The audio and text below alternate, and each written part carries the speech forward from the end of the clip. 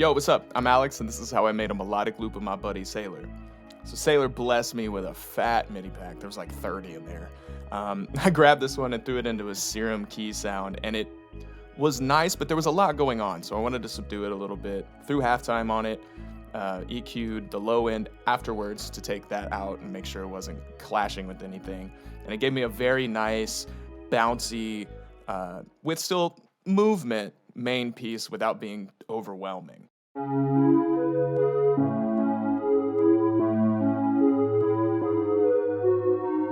Next, for the counter melody, I grabbed a shimmer pad out of Serum. It had a lot of high end, a lot of delay, and a smooth, elongated attack. So it felt kind of like strings, sort of, kind of.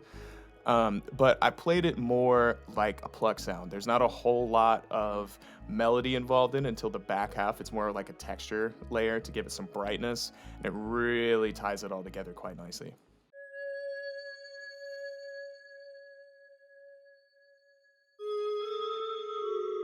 Next, I grabbed a very dirty, admittedly, lead out of Serum, which I made even worse with the Redux plugin. I took the sample rate down to make it crunchier, and then I filtered out the super high end because it was a little harsh. And this is where the melody becomes complex again. It doesn't overlap too hard with like those ending notes from the pad. However, it does get busy in those sections that are left open. Really adds more context, as well as there's a lot of like ambience involved in the background that fills out the melody in the frequency range.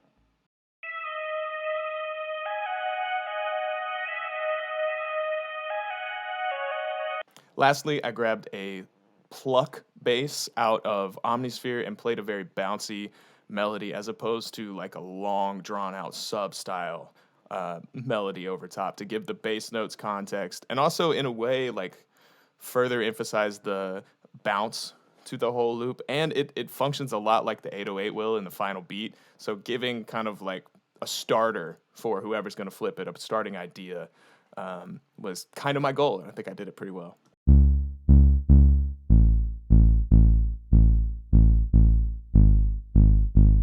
And that's a loop.